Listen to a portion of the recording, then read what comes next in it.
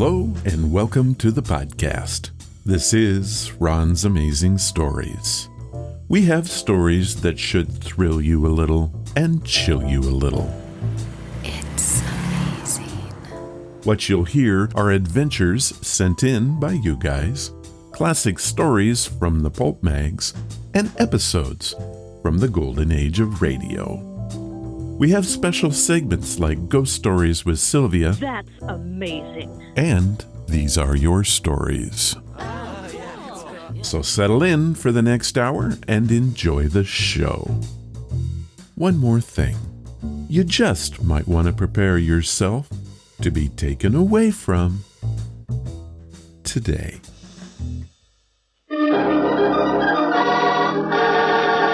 Another 5-minute mystery.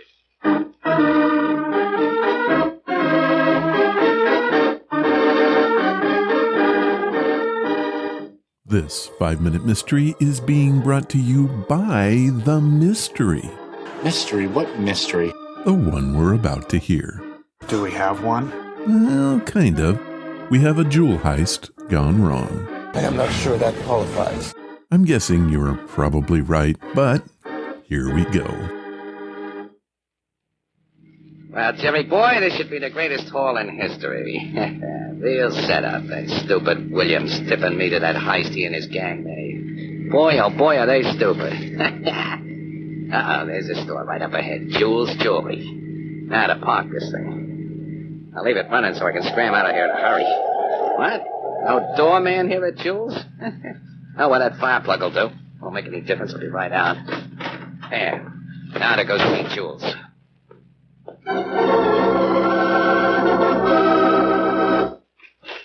How do you do?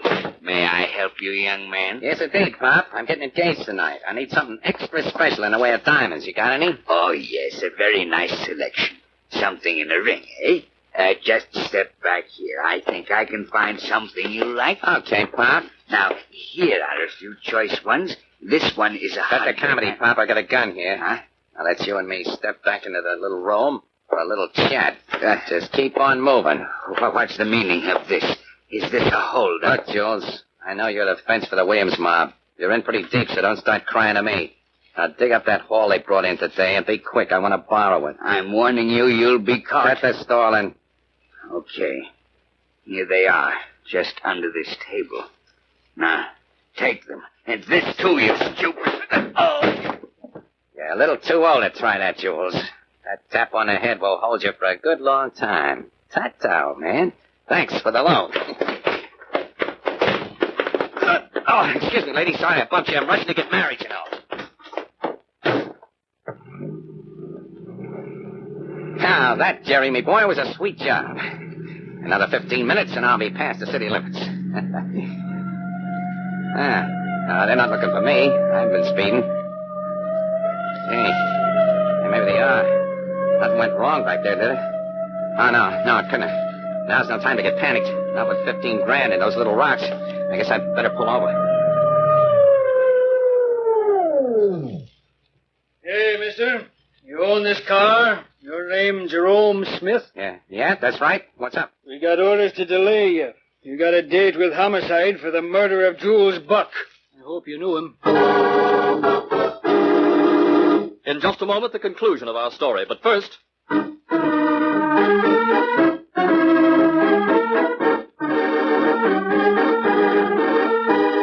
That was a one-sided tale. Did you catch his mistake? I think so. I believe he might have been caught on a technicality, something that we are all guilty of. Oh, and what was it? By not sweating the small stuff. I thought we are all taught to do just that. We are, and in most cases, it's the right thing to do. But if you plan on committing a crime, sweating the small stuff is probably prudent. I see your point.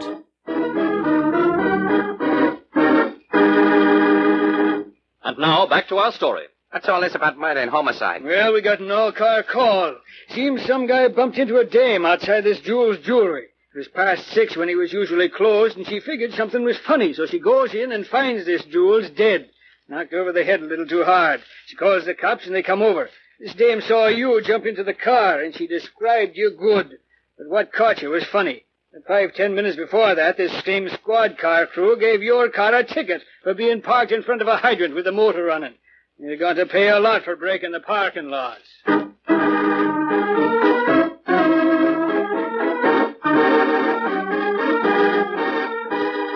See? What did I tell you? I have to say you called it. He should have put some sweat into the small stuff. You know, it's golly darn hard work being this smart. Wrong. You just keep telling yourself that. Maybe one day it will be true.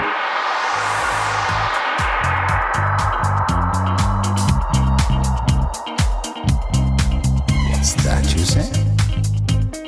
Hello, and welcome to the podcast. On the show today, we are full of time. Or rather, we have a story about time. It is both a paradox and a mindbender. What does that mean? You'll see.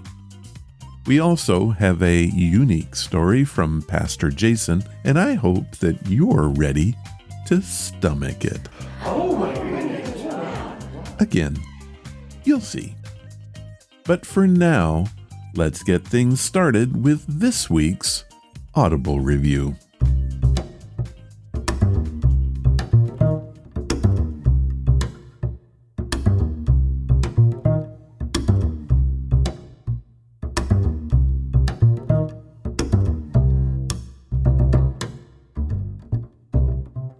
Today's podcast is brought to you by Audible.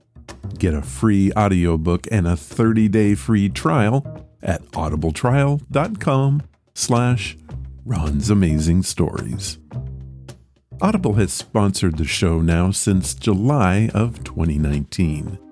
We have reviewed more than 140 audiobooks, and the list keeps growing. Did you know that Audible has over 200,000 books available?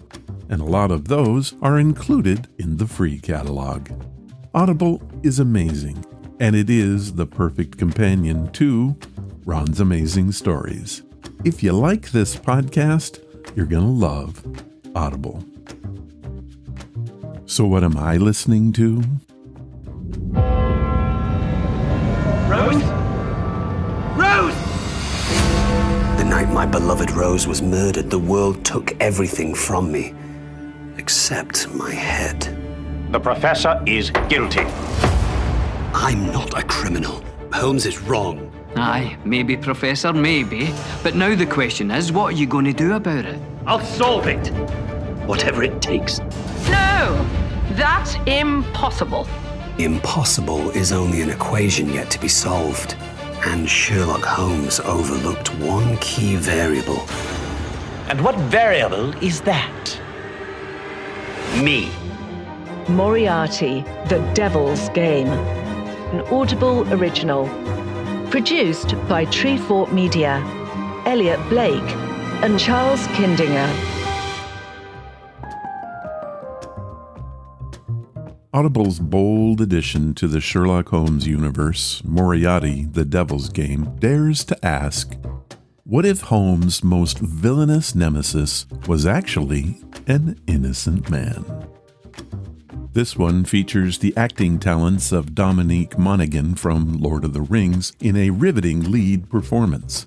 He turns one of literature's most famous rivalries on its head, recasting Professor James Moriarty as a desperate fugitive framed for murder and haunted by dark forces who will stop at nothing to exploit his brilliance.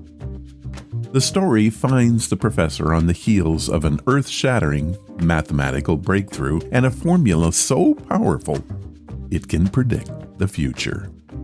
He also finds himself at the scene of a gruesome murder that he must solve to prove his innocence. With London's sprawling underworld as their battleground, Moriarty and Holmes match their peerless intellects to gain the ever-shifting upper hand. But as their duel escalates, so does the cost of pursuing the truth. During the story, Dr. Watson confronts the professor asking, "What will it take to get your justice? And if you do get it, what will you become? Moriarty, the Devil's Game is vividly brought to life by a sensational cast and truly amazing sound effects. It is a heart-pounding story filled with biting wit and shocking twists at every turn. Do you want some advice while you listen to this one? Listen closely and assume nothing. The game is afoot. And if you want to listen to it, head to audibletrial.com/Ron's Amazing Stories, and you can have it for free. Here's what Audible has set up for us. They are offering a free audiobook in 30 days to give you the opportunity to check out their service. This also gains you access to the included catalog, which is updated constantly with new titles.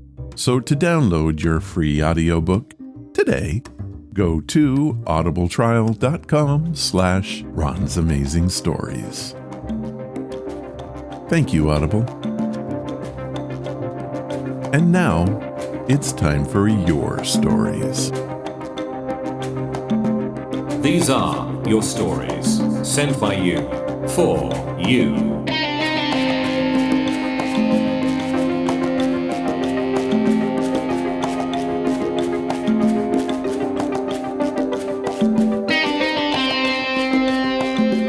This time on These Are Your Stories, we have but one. And it's not our normal fare.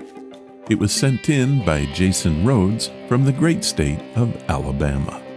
Jason is a pastor of a local church in Fairhope, located on the eastern shoreline of Mobile Bay. The 2020 census lists the population of the city as 22,477.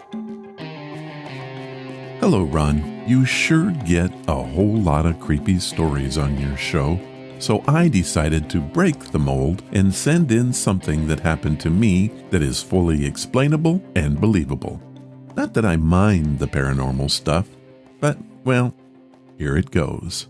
I thought I would share my most embarrassing preaching story.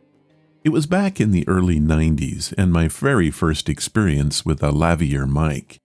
You know, a wireless microphone that you wear on your collar. I had also just gotten over the stomach flu, or so I thought I had. The choir had just sang the pre-sermon hymn, and I was pulpit ready. However, I felt some movement in my tummy, so I called the choir back to sing, and I ran out. The song they chose? Let the Lord Have His Way. I barely made it out of the sanctuary and to the toilet when all hell broke loose. Suddenly, my wife runs into the men's restroom and says, "Your mic is still on." Needless to say, when I came back to the pulpit, I gave a very short benediction and we were dismissed. Jason Rhodes, Fairhope, Alabama. Well, Pastor Jason, thank you for sharing that uplifting, or rather upheaving story. It is a first for the podcast and, like you said, requires no evidence. Thank God.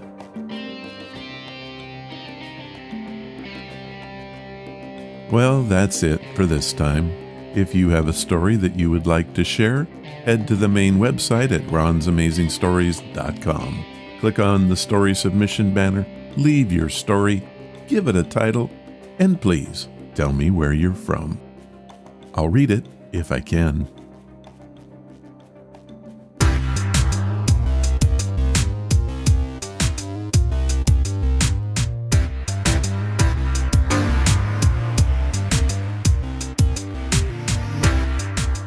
Our featured story comes from the September 1953 issue of Galaxy Science Fiction. It was written by Charles V. DeVette.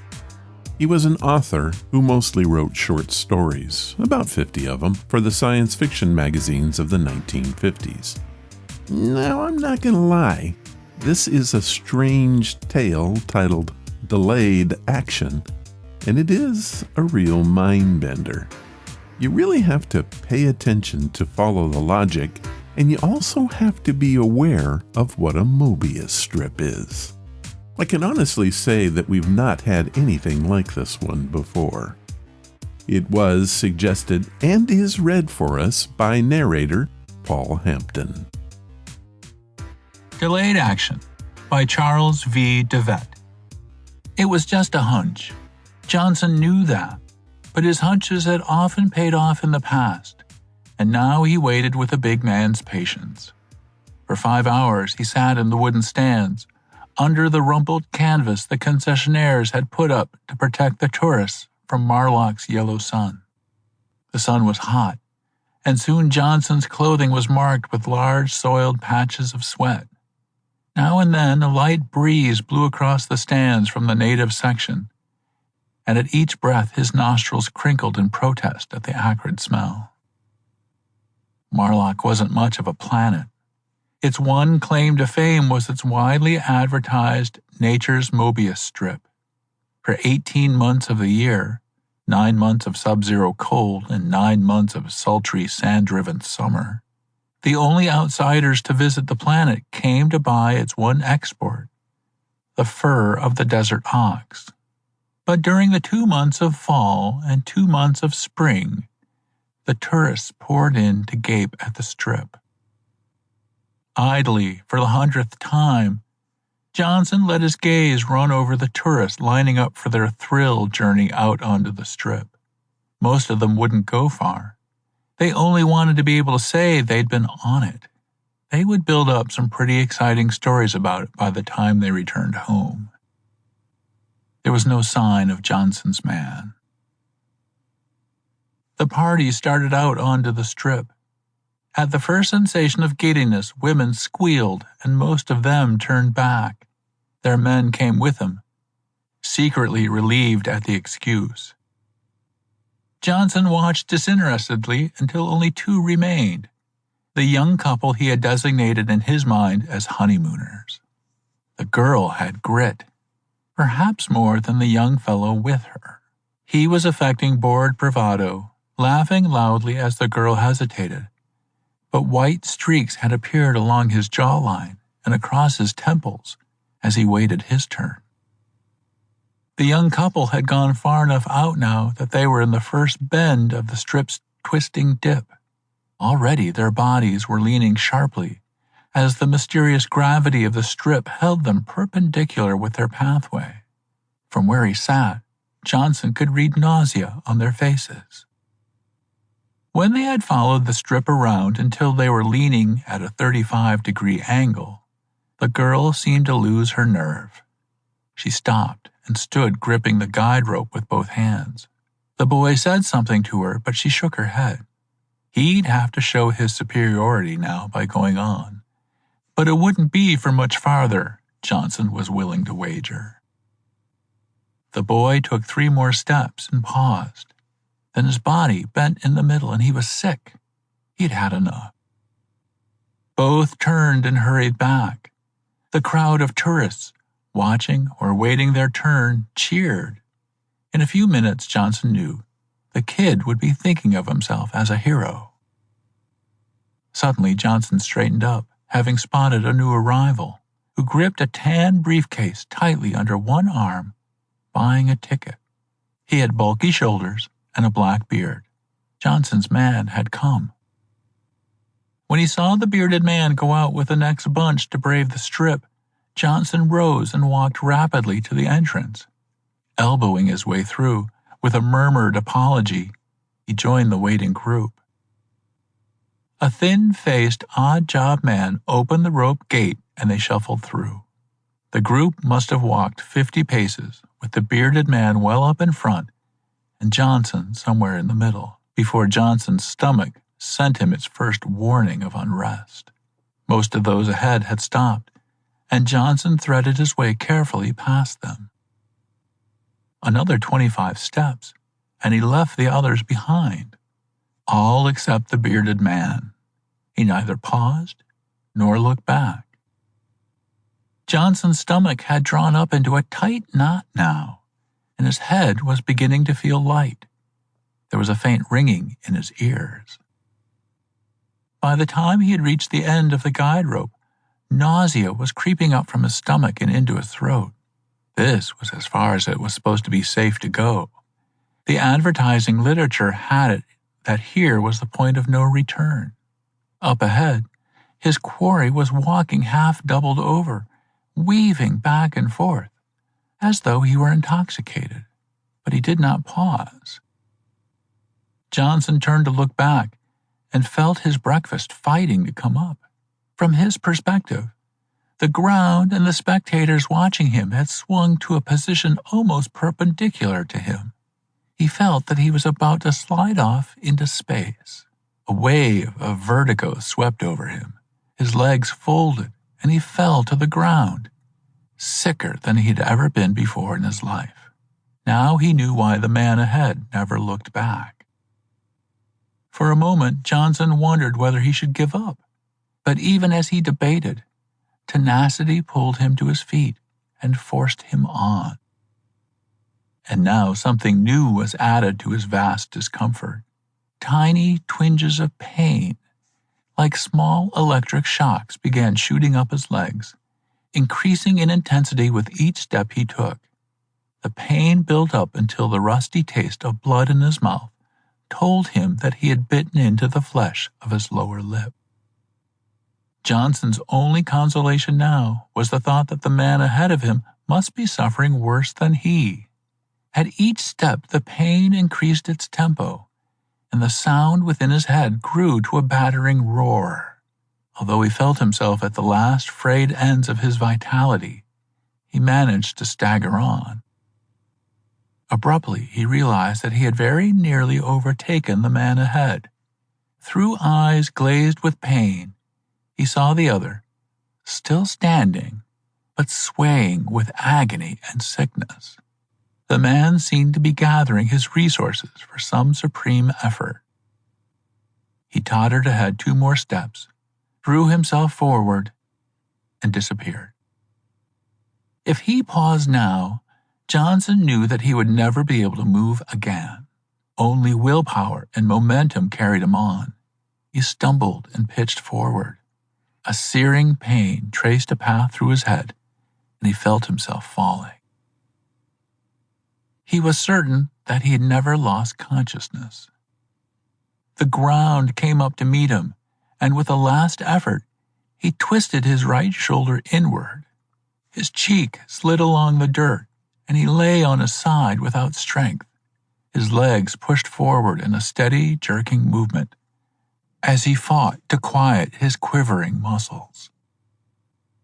Gradually, a soothing lethargy bathed Johnson's body. His pains vanished, and the sickness left his stomach. But something was wrong. Terribly wrong. Slowly, he climbed to his feet and stood looking about him. He was still on the narrow arm of the strip. On either side of him, banks of white clouds, with the consistency of thick smoke, billowed and curled about the strip, but somehow they left its pathway clear. Johnson shook his head. The wrongness, he guessed, was in his own mind, but he was unable to determine what it was. Desperately, he marshaled his scattered thoughts. Nothing. He took one groping step in the direction from which he had come, and staggered back from a wall of pain as tangible as a concrete structure. He had no choice except to go forward. There was something he must do, he realized. But what was it? With the question came the answer to what was troubling him. His memory was gone. Or, at least, a great gap had been torn through it as though carved out by a giant blade. Briefly, despair threatened to overwhelm him. "Hold it," Johnson spoke aloud, and the words sobered him. All fears become worse when not looked at. He had to bring this disaster out into the open where he could face it, where he could assay the damage. He had always taken pride in having a logical mind, with thought processes as clear and orderly as a bookkeeper's ledger. Closing his eyes, he went swiftly over his recollections, placing each in its appropriate column.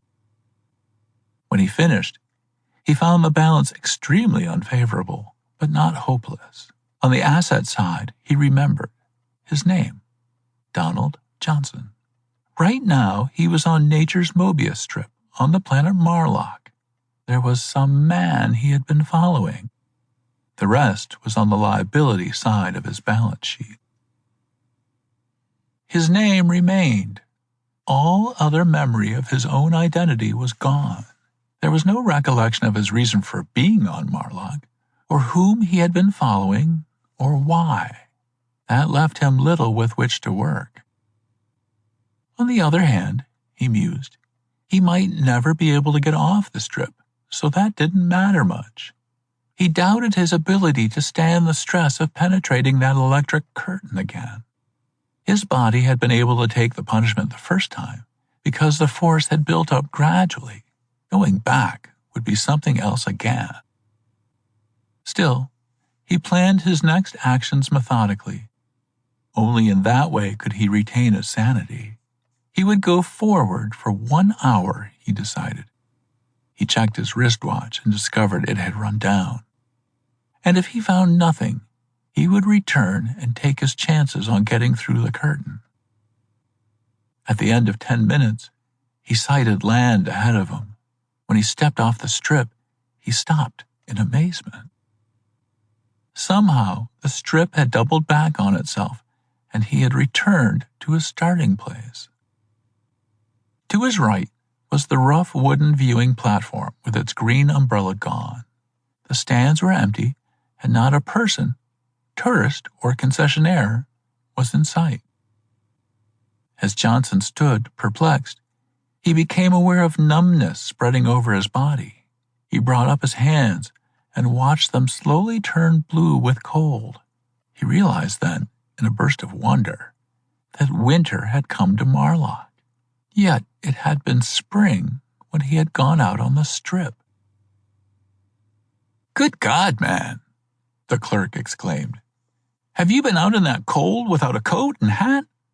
It must be 30 below."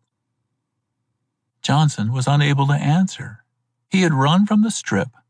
Luckily, he remembered its location in relation to the town, but it must have been over a mile to the hotel.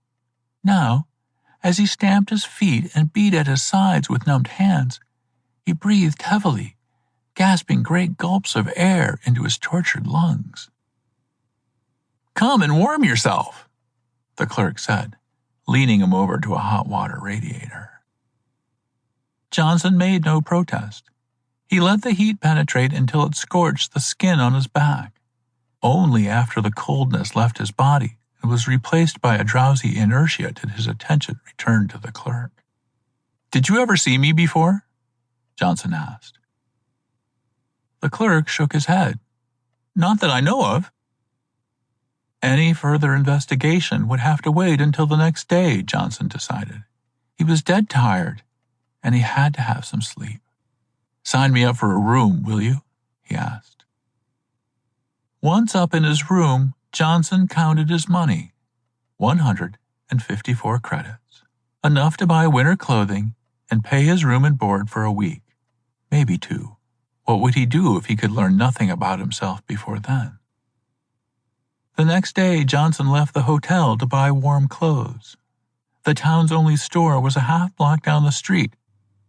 As he remembered it, one of the big interplanet company stores. Johnson waited until the storekeeper finished with 2 of the hairy-eared natives before giving his order. As he paid for the purchase, he asked, "Have you ever seen me before?" The storekeeper glanced at him uneasily and shifted his feet before answering. "Am I supposed to have?" Johnson ignored the question. "Where can I find the manager?" he asked, slipping into the heavy coat the clerk held for him. "Go up that stairway by the door," the clerk said. "You'll find him in his office." The manager was an old man, old and black, with the deep blackness only an earth-born Negro possesses, but his eyes retained their youthful alertness. "Come in and sit down," he told Johnson as he looked up and saw him standing in the doorway. Johnson walked over and took the chair at the manager's left. "I've had an accident," he said without preliminary. And I seem to have lost my memory. Do you, by any chance, know who I am? Never saw you before in my life, the manager answered. What's your name? Don Johnson. Well, at least you remember something, the old man said shrewdly. You didn't come during the last 6 months, if that'll help any. There have only been 2 ships in that time, both the company's. I meet all company ships. If you came in during the tourist season, I wouldn't know. Where else can I make inquiries? Son, the old man said kindly, there's 3 Earthmen on Marlock that I know of. Besides yourself, of course. The clerk at the hotel, my storekeeper, and myself. If you started asking questions at the hotel, you're at the end of the line now. Something in Johnson's expression caused the old man to go on. How you fixed for money, son? Johnson drew a deep breath. I've got enough to last me about 2 weeks. The manager hesitated and carefully surveyed the ceiling with his eyes before he spoke again. I've always felt we Earthmen should stick together, he said. If you want a job, I'll find something for you to do and put you on the payroll. 20 minutes later, Johnson took the job, and 20 years later, he was still working for the company. He worked for them until... Johnson was glad when the first twinge of fear came that it brought no panic. Instead, it washed through his body, sharpening his reflexes and alerting his muscles for action. He never ceased to wonder about this faculty he had acquired for sensing the presence of danger. There was no doubt in his mind that it had come into active function through the influence of his environment, but it must have been an intrinsic part of him even before that, waiting to be activated. A moment before he had localized the source of his uneasiness, an Earthman, following perhaps 50 paces behind him. The one quick glance Johnson had allowed himself told him his follower was above average in height and lean, with the wiry, muscular command of himself that marked him as a man capable of well-coordinated action. He fought the rising force of the next sandblaster boiling in from the desert until he was unable to take a step against it. Then he moved behind a mud-packed arm projecting from the native dwelling at his right. Every building had one of these protecting arms added on. Even the concrete buildings in the newer, earth-built section of the city conformed to the custom. The sandstorms ranged intermittently on Marlock through the entire 9-month summer season, and could not be ignored, either by visitors or natives. Johnson huddled against the projection, but the sand whipped around the corner and pounded at his back. Fine grains sifted through his clothing and mingled with the clammy sweat of his body. He resisted the frantic urge to scratch his itching, tormented skin, for he knew that the flesh would be rubbed raw in a minute and increase the irritation to maddening proportions. As the sandblaster lost its intensity, he came out from his shelter and walked away as rapidly as the diminishing force of the wind would permit. If he could reach his office before his stalker closed in, he would be safe. Suddenly, a second Earthman, a short length of pipe in his right hand, came out of a doorway across the street and ran toward him. Johnson realized that here was the source of the warning his intuition had sent, not the man behind him. For a brief instant, he weighed the situation. The man was equipped for assault, but the chances were he was interested only in robbery. Johnson could probably save himself a beating by surrendering his money without resistance. He rejected the thought. A man had to live with his pride and his self-respect. They were more necessary than physical well-being. Setting his shoulders firmly against the wall, he waited. The man slowed to a walk when he saw his intended victim on guard. Johnson had the chance to observe him closely. He was a short and dark man, heavy of bone, with the lower half of his face thickly bearded and sweat making a thin, glistening film on his high cheekbones. Abruptly, a voice said, "I wouldn't touch him if I were you." Johnson followed the gaze of his near attacker to his left, where the lean man he had noted before stood with a flat blue pistol pointed in their direction. He held the pistol like a man who knew how to use it. "A gun?" The man in the street gasped. "Are you crazy?" "Better put it away, fast," Johnson warned his ally. "If the native police catch you with that gun, you're in bad trouble." The lean man hesitated a moment, then shrugged and pocketed the gun. But he kept his hand in the pocket. "I can still use it," he said to no one in particular. "Look, chum," the bearded thug grated. "You're evidently a stranger here. Let me give you a tip. If you get caught using a gun, or even having one on you, the police will slap you in jail with an automatic sentence of 10 years. An Earthman couldn't stay alive in one of their so-called jails for a year. Now, I've got a little business to attend to with Mr. Johnson, and I don't want any interference. So be smart and run along." The smile never left the stranger's face. "Right now," he said, "I am interested in seeing that Mr. Johnson remains in good health. If you take another step toward him, I'll shoot. And if I'm not successful in evading the police afterwards, you won't be alive to know it." "You're bluffing," the bearded man said. "Let me point out something," Johnson interrupted. "Suppose he is bluffing and doesn't use the gun. The odds are still 2-1 against you. Are you sure you could handle both of us, even with the help of that pipe?" The man wasn't sure. He stood undecided, then his face showed black frustration. He mouthed a few choice phrases through his beard, turned, and walked away. The lean man extended his hand. "My name's Alton Hawks." The rising whine of the next sandblaster drowned out Johnson's answer. He drew his new acquaintance into the shelter of a sand arm. As they hugged the corner, they felt a third body press against them. The musky odor, combined with the taint of old leather, told Johnson that their companion was a native. The storm eased its force, and the two Earthmen raised their heads to regard the corner's other occupant. He was a mahogany brown, almost the exact color of the ankle-length leather skirt he wore. "Man, he stinks," Hawks said. Their visitor spread his harried, wide-nostril nose into the native equivalent of a smile. His hairy ears twitched with pleasure, and he swelled his chest. "These strung all over," he said. "Want him guard?" "Why not?" Johnson answered, glancing inquiringly at Hawks. He slipped a coin into the extended brown palm. "Guard us until we get to the big house section." "Pale smells be very safe," the native said.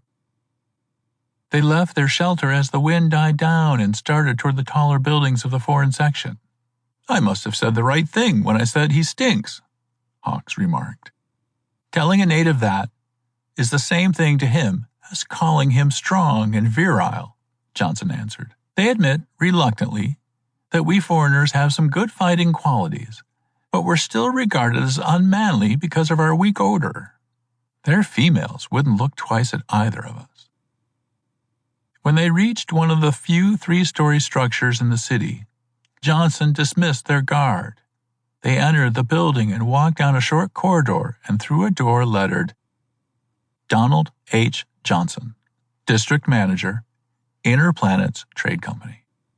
"To be frank with you," Hawks said, as he eased his lank body into the chair Johnson offered, "I had planned to learn more about your local activities before I introduced myself. However, I found in the past that my first judgment of a man is usually right. So I think I'll get down to business immediately." He drew a set of papers from an inside pocket and tossed them on the desk in front of Johnson. "I'm a company Secret Service man," he said. Johnson raised his eyebrows, but looked at the papers without comment. He glanced up at Hawks. "Do you recognize either of the men in the pictures?" Hawks asked, when he saw that Johnson had no intention of speaking. Unhurriedly, Johnson picked up the papers and removed a rubber binder. He pulled out 2 photos and laid them on the desk in front of him.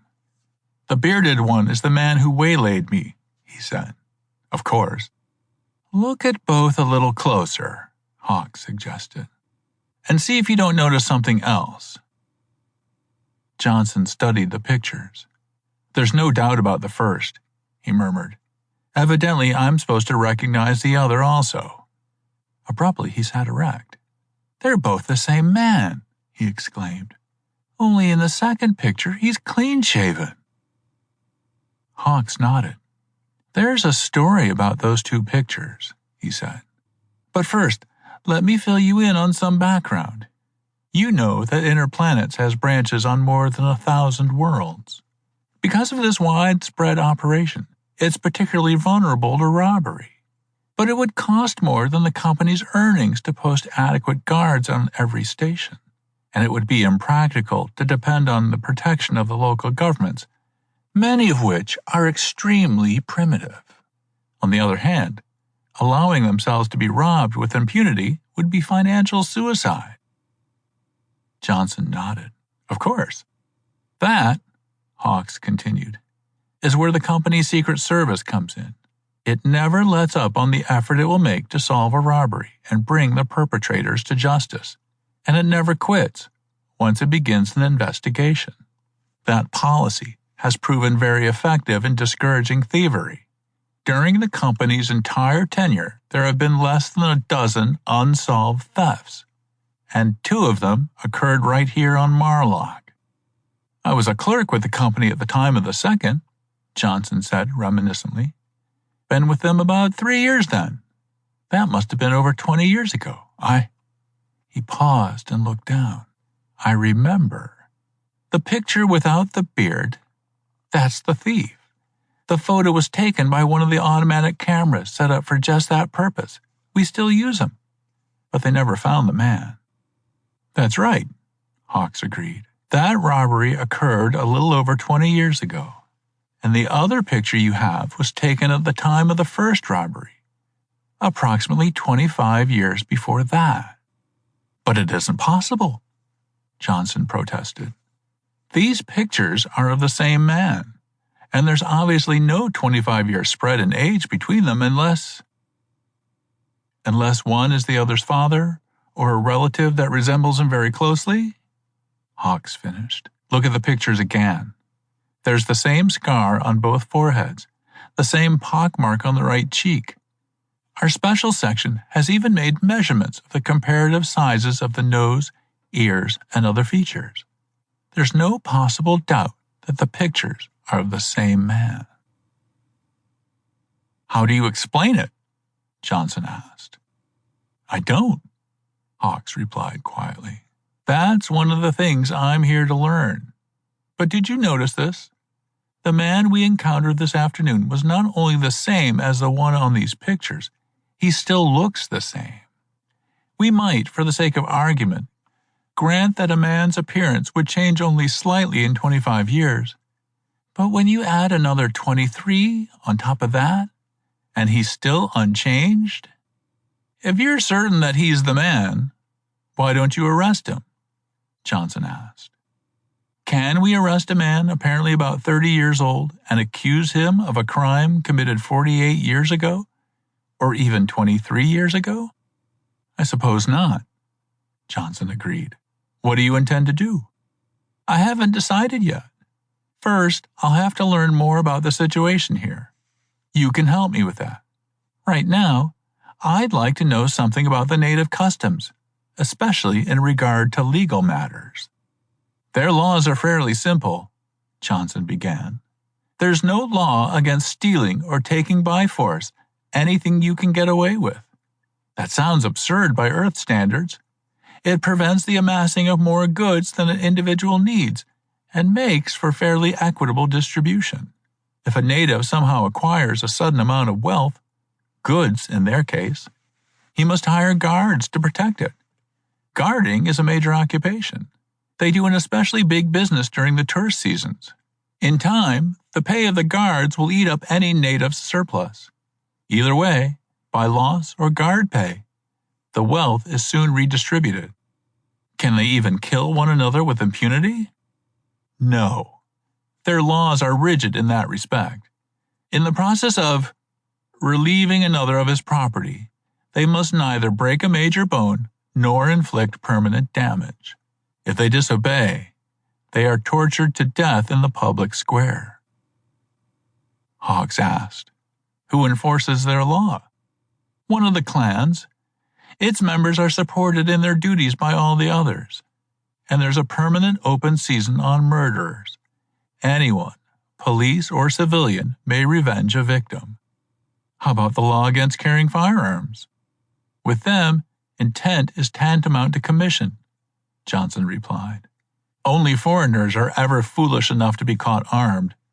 However, all native laws apply to them also. The only concession the company has been able to force is that a foreign offender isn't tortured. He's put in jail for 10 years. None ever lived to come out." "I see," Hawks said. "Interesting. However, the immediate situation is this. I've been sent here because the service received reports that our bearded friend had made another appearance, and we believe it's safe to assume that he's here to attempt a third robbery. Right now, we'll have to pass over his trick of longevity. Our problem is to catch him in the act. When do you think he'll make his play?" "It'll have to be sometime before tomorrow noon," Johnson answered. "Under our setup, we accept furs from the natives whenever they're brought in, but we only pay off once a year. That way, I'm not burdened with garden money the whole year round. I have well over 50,000 credits in the safe now, and tomorrow I begin paying off." "Then we'll have to be ready for him," Hawks said. "Though I don't expect him until tonight. Probably just about the time you're ready to close. He'll need you to open the safe. I can count on your help?" Johnson nodded. That night, as they waited in his office, Johnson turned to Hawks. "I've been giving some thought to what you told me this afternoon about the robberies. I have a theory that might account for some of the things we don't understand." "Yes?" Hawks looked closely at Johnson. "You've probably heard of our tourist attraction called Nature's Mobius Strip. As far as we know, no one has ever gone beyond a certain point and returned. Suppose there's a time flaw at that point, and the bearded man has somehow learned about it. Suppose anyone completing the Mobius circle and returning finds, say, 20 years have elapsed, while to him only a few minutes have passed." "Go on?" Hawks leaned forward intently. "He makes his first holdup," Johnson continued, "and goes around the strip. When he comes out 20 years later, they're no longer looking for him. He leaves Marlock, and during the next 5 years he goes through the money he stole. He returns and repeats the process. This time, the money only lasts 3 years. Now he's back to try it again. Do you see how that would tie everything up in a neat little package?" Hawks smiled as he relaxed and sat back. "A bit too neat," he said. "Also, you don't have an ounce of concrete evidence to back up your theory." "That's right, I don't," Johnson agreed. Outside the door, a board creaked. Johnson glanced quickly across the room to where Hawks sat with a pistol on his lap. Hawks' eyebrows raised, but he made no sound. Suddenly, the door was kicked open, and the black-bearded stranger stood framed in the doorway. "Raise 'em," he barked. The gun in his hand was aimed at Johnson. The man took 2 steps into the room. Hawks shifted slightly in his chair, and the gunman's head swiveled in his direction. The slug from Hawks's pistol made a small blue hole in the upper left corner of his forehead. The thug's face tipped up, shocked and unbelieving. He swayed slowly before he fell backward, his body rigid. His fur cap flew from his head as he struck the floor. "I thought we'd better play it safe," Hawks said as he rose and walked over to the fallen man.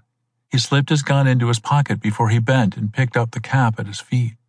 He dropped it over the upturned face.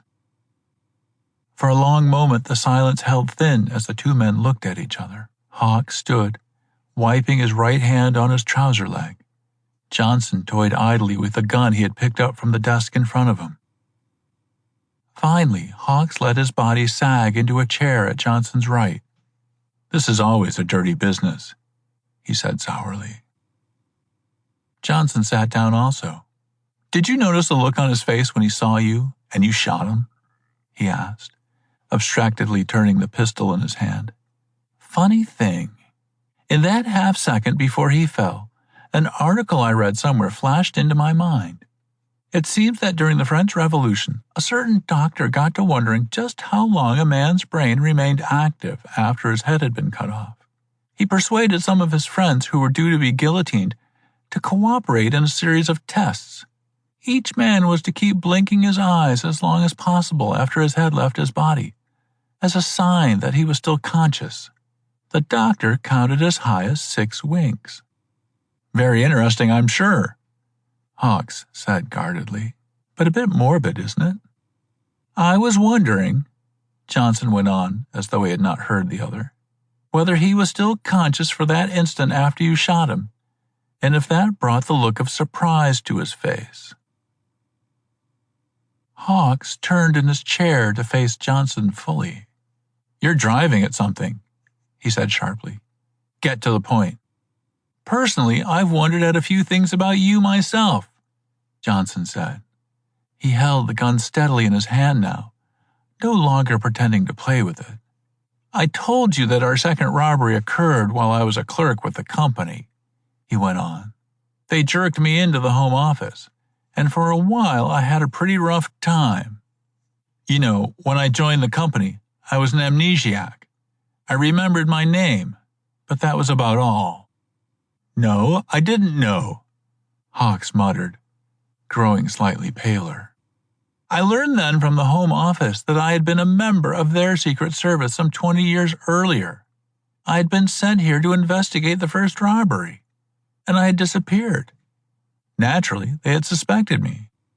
However, they had no evidence, and when I reappeared 20 years later, they played it smart by just waiting instead of arresting me. When the second robbery occurred, they closed in. The only thing that saved me was the fact that tests proved my memory was really gone, and that I had told the truth as I knew it. From the few scraps of information I retained about being out on the Mobius Strip, they and I arrived at the theory I mentioned a short time ago. I was sent back here to wait. The company never gives up, remember? Are you insinuating that I was in cahoots with this fellow here? Hawks asked harshly. I'd say it was more than an insinuation, Johnson replied. You made several other slips. In the first place, Secret Service men are usually better informed about a situation they're investigating than you seem to be. Also, those identification papers you showed me were faked. The skin along the bridge of Hawk's nose had drawn tight, and now his lips grew narrower. In that case, why did I save you from that man this afternoon? He asked. And why would I shoot him now? Your saving me was an act to get into my confidence. You shot him so you wouldn't have to split the loot. I figure you were in with him on the second robbery also. There had to be someone because his memory would be gone when he came off the strip, but you weren't satisfied. Together, you decided to pull off another robbery while you were here and double the spoils. Then you decided you wanted it all for yourself, and you shot him. There's one big flaw in your reasoning, Hawks pointed out. How did I plan to get away? The only ships leaving here for several months belonged to the company. Do you think I'd be foolish enough to expect them to let me slip out on one of their ships? No. I think you intended to go out on the strip yourself. All right, then, Hawks countered. You admitted that this was a two-man job. How could I protect myself when I returned if I knew in advance that I wouldn't know who I was, let alone what I had done? I'll come back to that in a minute, Johnson said. But now, I'd advise you to drop your gun on the floor and give yourself up. You've got nothing to gain by carrying on the bluff. You know I'll never let you get to the strip, and once I put you on the ship, the company will take over. Hawks's shoulders drooped. Finally, he smiled raggedly. There's no use my arguing any longer, he said. But you've made the mistake of underestimating me, my friend. I've lost my gamble, that's all. You have nothing on me. I'm not as ignorant of native law as I may have pretended. Granted, I am carrying a lethal weapon, but I'm on private property. That's legal. I shot a man, but only in defense of my own life. His gun on the floor will prove he came in armed. So I'm clean as far as the natives are concerned, right? Johnson nodded. And as for the company, what will they hold me for? They can't prove any connection between me and him. Hawks indicated the man on the floor. And this robbery, it never actually came off. Earth laws don't allow prosecution for intent. Now where does that leave you? Johnson stood up. You're right, as far as you went, he said. But returning to your earlier question about one man pulling this job, I asked myself how I would do it if it had to be done alone. And I found a way. You'll probably figure the same one. Now, I'll take that paper in your pocket. It will serve very well as a confession. Suddenly, Hawks's right hand streaked toward a side pocket. Johnson leaned forward and brought the flat of his gun across the other's temple. As Hawks sagged, Johnson ripped open his coat and took out a sealed envelope. He removed a sheet of paper and read, "This has been written for my own information. My name is Alton Hawks. I have robbed the Inner Planets Company and gone out on the strip with the money. When I read this, my memory will be gone, and 20 years will have elapsed." Well, first, let me thank Paul for suggesting this story and reading it for us. You did a really nice job. We have had a lot of time travel stories on the podcast, but nothing even close to this Nature's Mobius Strip. An interesting concept, to be sure. But just what is a Mobius strip? In mathematics, it is a surface that can be formed by attaching the ends of a strip of paper together with a half twist. As a mathematical object, it was discovered by Johann Benedict and Ferdinand Mobius in 1858. The Mobius strip is a non-orientable surface, meaning that within it one cannot consistently distinguish clockwise from counterclockwise. Now, you might be asking yourself, what could you possibly use this for? Well, the most common use is as a mechanical belt that wears evenly on both sides. Another use is on a dual-track system on a roller coaster whose carriages alternate between the two tracks. So you see, it is a real thing. However, traveling on one is not likely to cast you into the future. How about that?